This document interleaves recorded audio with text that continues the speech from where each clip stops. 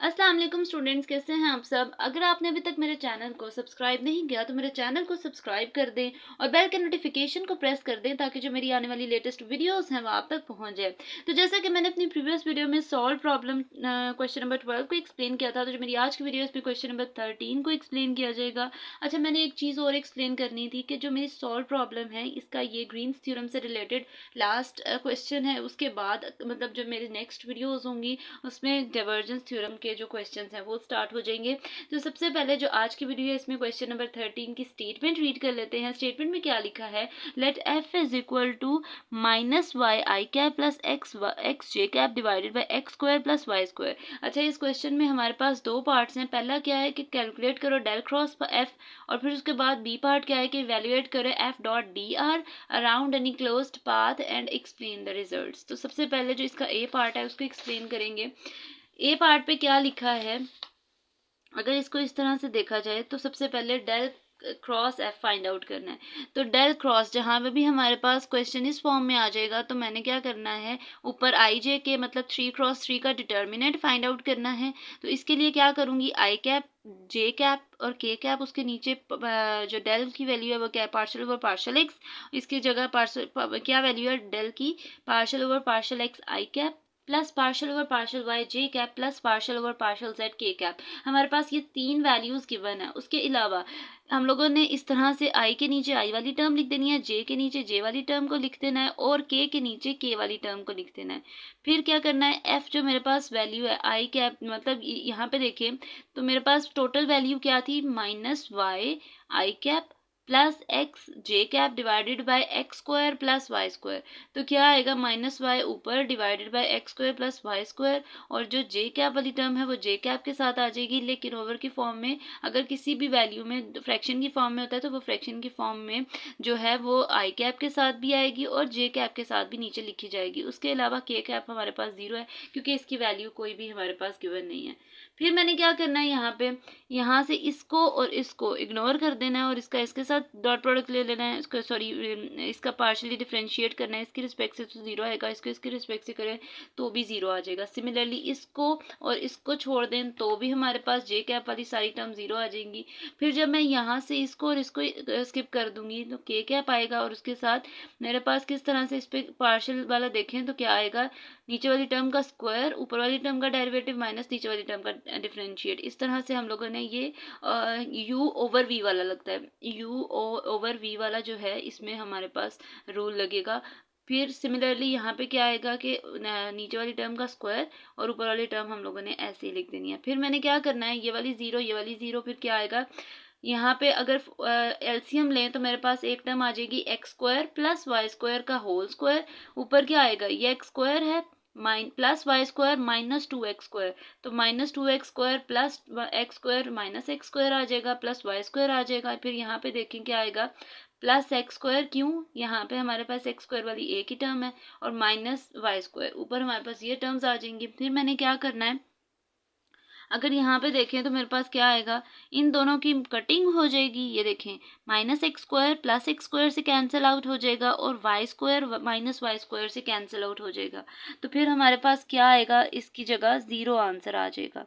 ठीक है, फिर मैंने क्या लिखना है आगे, इन एनी रीजन एक्सक्लूडिंग 0 0। ये जो आंसर मेरे पास 0 आया है ये किसी भी रीजन पे आया है। फिर जहाँ पे भी वर्ड इंक्लूडिंग आएगा उसका मतलब है हम लोगों ने इस चीज़ को इंक्लूड कर देना है, मतलब मिला देना है। एक्सक्लूड का मतलब ये है कि निकाल देना है। तो उन्होंने लिखा है कि अगर हमारे पास ओरिजिन 0 0 पे आएगा तो ये फुलफिल नहीं करेगा, बाकी हर चीज़ पे ये जो है वैलिड हो जाएगा।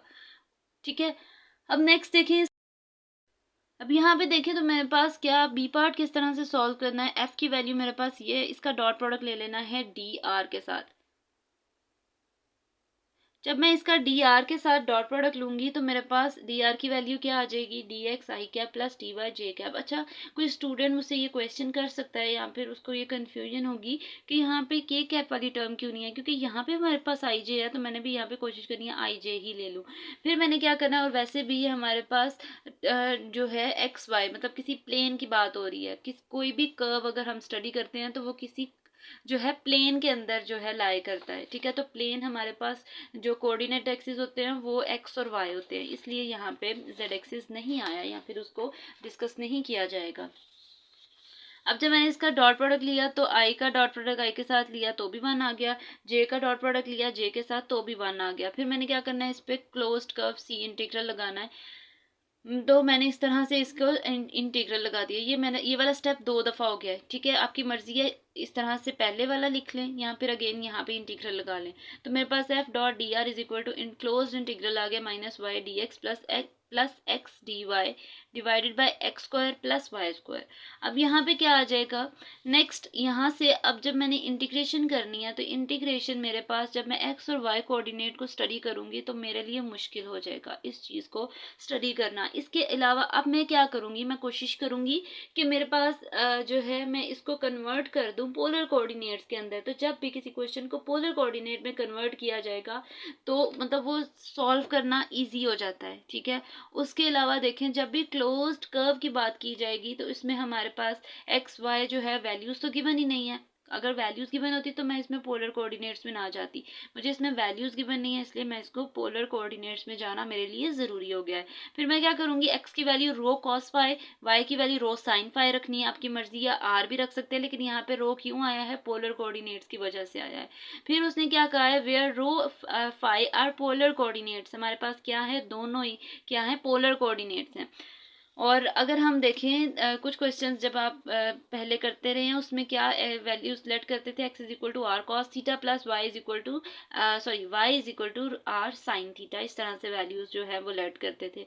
फिर मैंने क्या करना है, अगर इसको डिफ्रेंशिएट करूँ तो क्या आएगा, d x is equal to cos phi किसके इक्वल आ जाएगा, minus sine phi d phi plus, फिर मतलब पहले हम लोगों ने इसकी फाई के रिस्पेक्ट से कर लेनी है इंटीग्रेशन, यहाँ पे हम लोगों ने अगेन फाई के रिस्पेक्ट से डिफ्रेंशिएट करना है, तो फिर क्या आ जाएगा कॉस फाई और साथ डी फाई, ठीक है।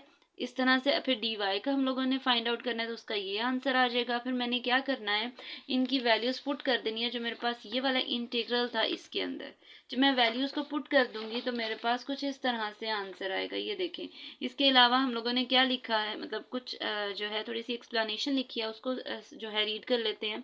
For a closed curve A B C D A surrounding the origin phi is equal to 0 at A and phi is equal to 2 pi after a complete circuit back to A, then हमारे पास ये देखें again उसी में हम लोगों ने लिखना है। अब वो क्या कह रहे हैं कि हमारे पास जो पोलर कोऑर्डिनेट है वो इधर से हमारे पास एक्स और वाई एक्सिस के प्लेन में ये क्लोज्ड कर्व सी है जो कि हमारे पास इस तरह से मूव कर रही है। वो कह रहे हैं कि जब हमारे पास फाई की वैल्यू पहले क्या थी, हम लोगों ने इसकी लिमिट्स पुट करनी है, क्योंकि क्लोज्ड कर्व है उसमें लिमिट क्या आएगी, ये देखें। कर्व का मतलब है कि जिस पॉइंट से स्टार्ट होगा उसी पॉइंट पे आके मीट हम जो है मतलब खत्म होगा, उसी पॉइंट पे आके जो है वो रुक जाएगा। तो जो मेरे पास स्टार्टिंग पॉइंट है उसमें एंगल 0 है। जब ये इधर से मूवमेंट, ये देखिए ये मैंने यहाँ पे ड्रॉ किया है, जब यहाँ पे था तो ये इसकी यहाँ पे एंगल 0 था, लेकिन जब वो कंप्लीट राउंड एक सर्कल लगाया है तो उसका टोटल एंगल कितना हो गया है, 2 पाई। तो फिर हम लोगों ने क्या करना है, उसकी जगह 0 और 2 पाई हमारे पास जो लिमिट्स आएंगी वो 0 से 2 पाई आ जाएंगी। अब यहाँ पे मैंने वैल्यूज पुट की हैं, वैल्यूज पुट करने के बाद सिंपल मल्टीप्लिकेशन हुई है, अंदर मल्टीप्लिकेशन होने के बाद इस तरह से मेरे पास आंसर आ गया। अब देखिए ये मेरे पास क्या है, minus rho sine phi cos phi d phi, ये भी मेरे पास क्या है value, plus rho sine phi cos phi d phi, ये दोनों कैंसिल आउट हो जाएंगे। पीछे मेरे पास क्या बचा, rho square sine square phi d phi plus rho square cos square phi d phi. तो हम लोगों ने क्या करना है, ये दोनों तो कैंसिल आउट हो गए, तो मेरे पास ऊपर क्या आ जाएगा, रो स्क्वायर वाली जो टर्म है मेरे पास उसमें मैं रो स्क्वायर को कॉमन ले लूँगी। अंदर मेरे पास क्या क्या टर्म्स रह जाएंगी, ये देखिए अंदर मेरे पास क्या क्या चीज़ें रह जाएंगी remaining, sine square phi plus cos square phi d phi. फिर मुझे इतना पता है कि ये जो sine square phi plus cos square phi है ये हम लोगों ने एफएससी लेवल पे पार्ट 1 में पढ़ा था कि ये 1 के इक्वल होता है फॉर्मूला, तो इसकी जगह 1 आ जाएगा, रो स्क्वायर से कैंसिल आउट हो जाएगा, तो मेरे पास आंसर मतलब इंटीग्रल के अंदर क्या रह जाएगा, सिर्फ डी फाई। फिर अगेन लिमिट्स पुट करनी है, अपर लिमिट पुट करेंगे, upper limit minus lower limit, upper limit क्या है 2 पाई माइनस 0, तो 2 पाई मेरे पास आंसर आ जाएगा final.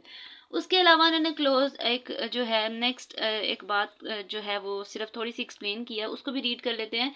For a closed curve PQRSP, not surrounding the origin, phi is equal to phi naught at P, phi is equal to phi naught. After a complete circuit back to P, in this case line integral equals to, वो कह रहे हैं कि अगर हम लोग इस तरह से कोई लाइन इंटीग्रल ड्रॉ करें जो कि हमारे पास एक्स वाई कोऑर्डिनेट के अंदर हो, अंदर हम बिलोंग करें, तो फिर वो कहते हैं कि इसमें हमारे पास जो मैंने इस तरह से ड्रॉ किया है, दोनों हम लोगों ने जो इंटीग्रल रखने हैं वो यहाँ से यहाँ तक मूवमेंट है, तो पहले को वो फाई नॉट रख रहा है, दूसरे को भी फाई नॉट ही रख रहे हैं, दोनों मतलब लिमिट्स एक जैसी रख रहा है। तो फिर लिमिट जब फाई नॉट से फाई नॉट आएगी तो again phi naught minus phi naught put करेंगे तो वो जीरो के इक्वल आ जाएगा। सिर्फ उन्होंने एक्सप्लेन किया कि अगर वो किसी उसके अंदर आ जाए तो हमारे पास जो है लिमिट्स किस तरह से बनेंगी।